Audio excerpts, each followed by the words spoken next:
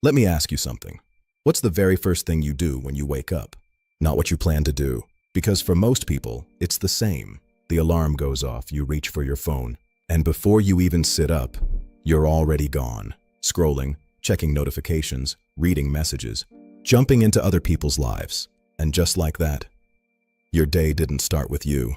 It started with everything else, and it feels normal, harmless, just a few minutes. But those few minutes are quietly shaping your entire day. Because what you do in the first moments after waking up doesn't just affect your morning. It sets your focus, your energy, your direction. And most people are starting their day in chaos without even realizing it. You see, when you wake up, your brain is in its most sensitive state. Clear, open, unfocused.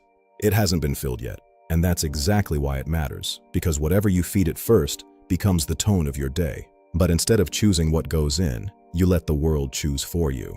Notifications, news, social media, other people's problems. And suddenly, before you've even had a chance to think, your mind is already crowded, already distracted, already reactive. And from that moment on, you're not in control anymore. You're responding, not creating. You're reacting, not deciding. And this is where everything starts to break. Because you tell yourself, I'll focus later. I'll get serious after this. I just need a few minutes. But that later never comes. Because your brain has already switched modes, from focused to scattered, from intentional to reactive. And once that switch happens, everything becomes harder. Studying feels heavier, work feels slower, discipline feels impossible. Not because you're lazy, but because you started your day in the wrong state. And here's the part most people don't understand. It's not just about time, it's about attention. Because every time you scroll first thing in the morning, you train your brain to expect stimulation, instantly, constantly, without effort. And when it doesn't get it, it resists. It feels bored, restless, uncomfortable. That's why sitting down to do something meaningful feels so hard. Because your brain is no longer used to calm, it's addicted to noise.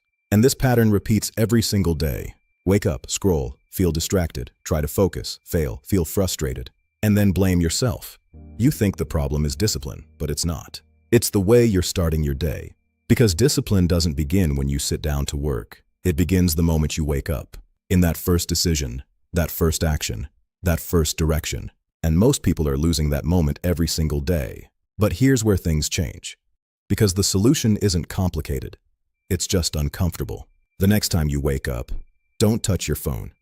Just pause. Stay there for a few seconds, in silence, no input, no noise, no distraction. It will feel strange, almost empty, like something is missing. And that's exactly the point. Because for the first time, you're not being pulled, you're choosing. Then slowly, sit up, take a breath. Let your mind wake up with you, not with the world. And that one small shift changes everything. Because now you're starting your day with awareness, not reaction, with control, not chaos. And from there, everything becomes easier. Not instantly, but gradually.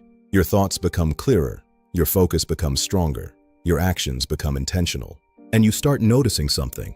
You're not rushing anymore. You're directing. You're not overwhelmed. You're grounded. And the same day that used to feel heavy now feels structured.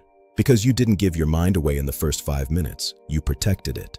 But let's be honest, this isn't easy. There will be mornings when your hand moves automatically, when you grab your phone without thinking, when you fall back into the same pattern, and that's okay. Because the goal isn't perfection, it's awareness. Every time you notice it, you interrupt the pattern. Every time you pause, you take back a little control. And over time, that control becomes natural. You stop needing to fight yourself because you've changed the starting point. And that's the real shift.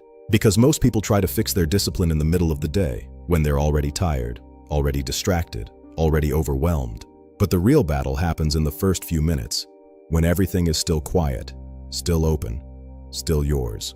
And if you win that moment, you don't have to fight as hard later, because you've already set the direction.